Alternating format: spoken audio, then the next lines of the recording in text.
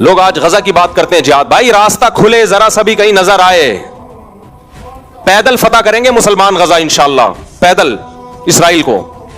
بات یہ کہ اتنا سخت باؤنڈ کیا ہوا ہے راستوں کو کہ خوراک جانا تقریباً ناممکن ہے.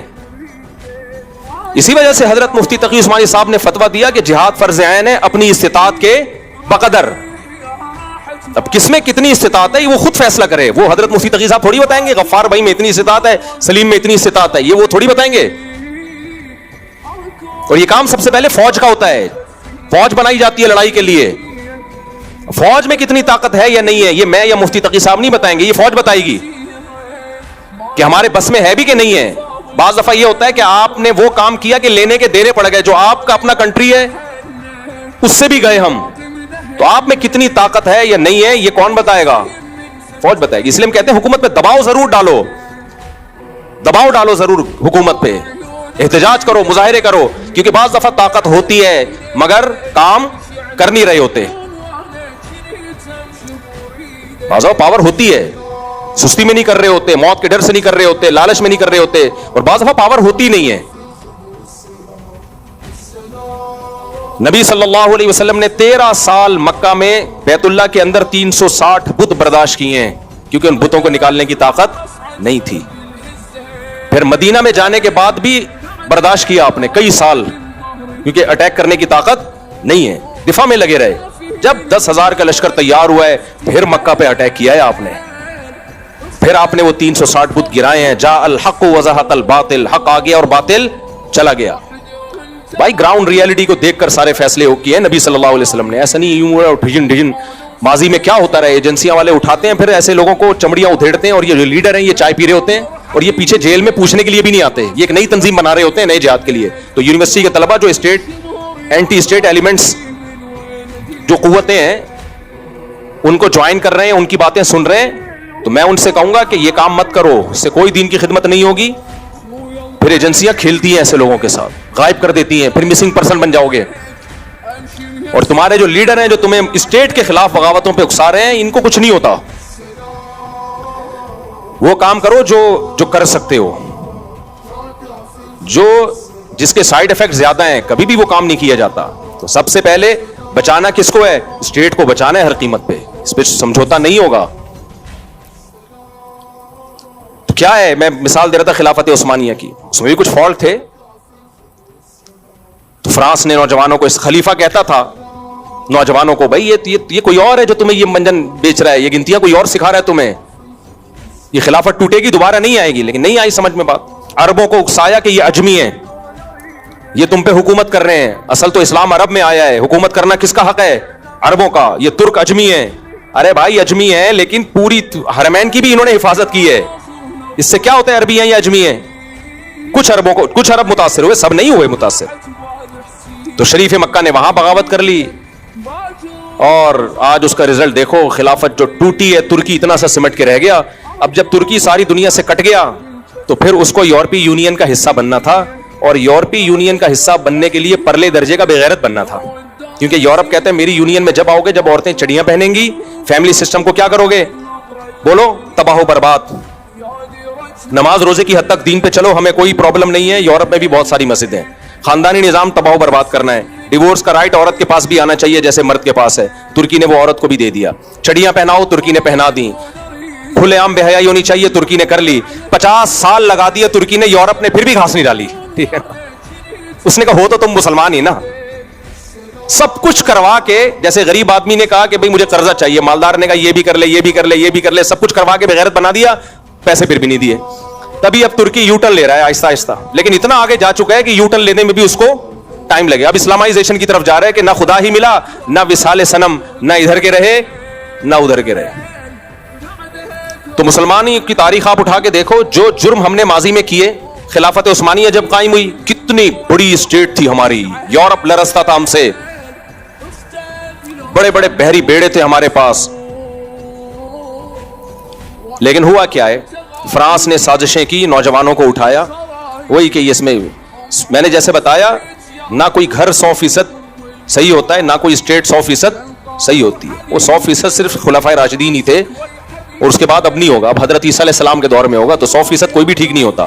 خلفائے راشدین کے دور تھا, اور حضرت عیسیٰ ابن مریم کے دور میں جو حضرت مہدی کے ذریعے خلافت قائم ہوگی وہ 100% درست ہوگی. باقی حدیثوں سے پتہ چلتا ہے کہ حاکم ظالم آتے رہیں گے, کبھی نیک آ جائے گا کبھی برا آ جائے گا. تو صحابہ نے پوچھا ہم نے کیا کرنا ہے, بغاوت کرنی ہے؟ فرمایا نا, صحیح حدیث ہے اس بارے میں, نا. سب سے پہلے کیا ہے بھائی, اسٹیٹ کو بچانا ہے, کیونکہ اسٹیٹ گئی تو آپ کی جو رہی صحیح طاقت ہے وہ بھی کیا ہو جائے گی, ختم. میں عدالتی خلا کے خلاف بولتا ہوں, اسٹیٹ میں جو غیر شرعی قوانین ہیں ان کے خلاف بولتا ہوں. لوگ کہتے ہیں اتنے سارے غیر شرعی قوانین ہیں تو اسٹیٹ کو ختم ہو جانا چاہیے. میں نے کہا ختم ہو جائے گی نا تو شرعی قوانین نہیں آئیں گے. جو آج ہمارے پاس بولنے کی پاور ہے یہ پاور بھی ختم, یہ پاور بھی ختم ہو جائے گی. بولیں گے بول کے دکھا تو ایک لفظ بھی.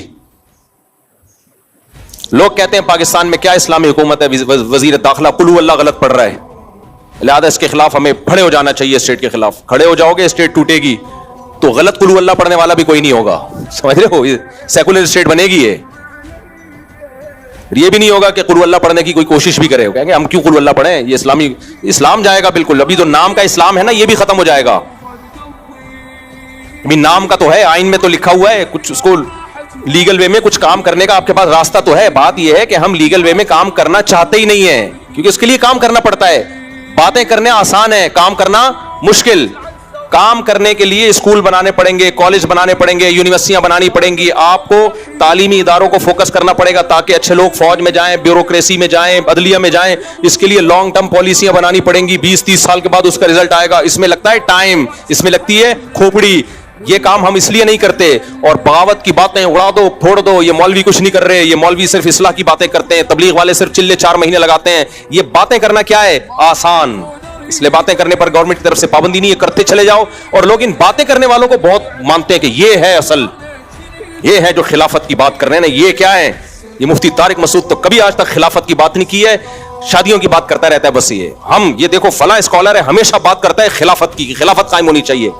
بات کر لو بھائی, کوئی پابندی نہیں ہے. آپ کے پاس اس خلافت کا پیکج کیا ہے؟ نہیں آئی بات, میرا خیال ہے. ایک آدمی 200 کلو کا ہے اور تقریر کر رہا ہے, آدمی کو ہینڈسم اسمارٹ ہونا چاہیے, 200 کلو ویٹ زیادہ ہے, آپ سب جو ہے اپنا وزن گھٹائیں. سب 200 کلو کے بیٹھے ہوئے تھے سامنے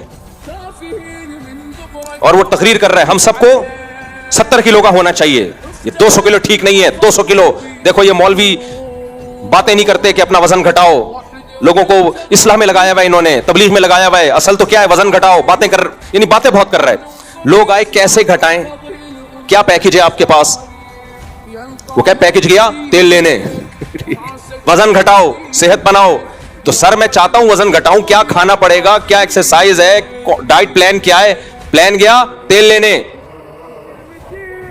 تو سر پھر آپ بھی کہاں چلے جاؤ, آپ تیل لینے چلے جاؤ. پلان کچھ نہیں ہے آپ کے پاس. ڈاکٹر جب بتاتا ہے وزن گھٹاؤ, آپ کا وزن زیادہ ہے, تو آپ اگلا سوال ڈاکٹر سے پوچھتے ہیں, ڈاکٹر صاحب کیسے؟ ڈاکٹر کہ پتہ نہیں کیسے. تو آپ رکھ کے تھپڑ لگاؤ گے نا ڈاکٹر کو, میں 200 کا ہوں, میں 400 کا ہوں, آپ کو اس سے کیا لینا دینا؟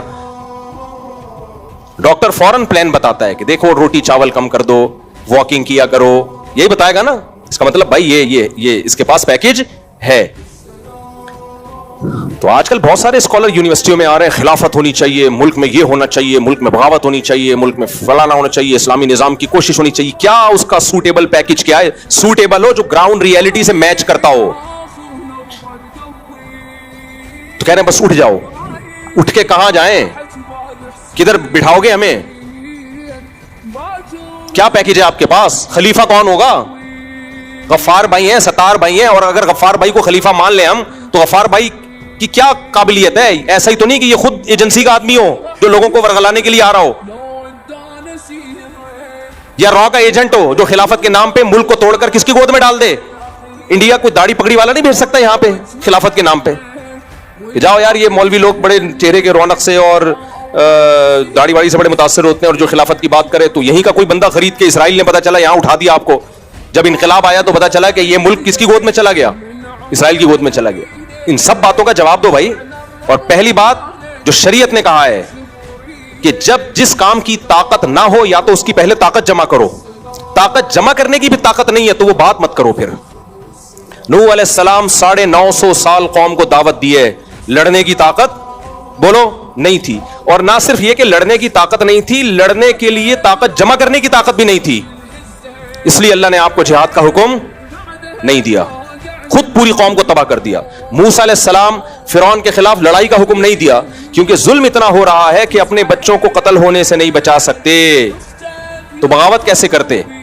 نہ بغاوت کی طاقت تھی, نہ بغاوت کے خلاف طاقت جمع کرنے کی طاقت تھی, زبانی تبلیغ پہ گزارا کیا ہے. اللہ نے اپنی طاقت سے فرعون کو غرق کیا. اب جب بنی اسرائیل کے پاس کچھ طاقت آئی ہے, پھر اللہ نے کہا اب ساری زندگی بیٹھے نہیں رہنا, اب کچھ کام تم نے بھی کرنے ہیں. ادخلوا الارض المقدسۃ التي كتب اللہ لکم, اب جہاد کرو اس قوم کے خلاف.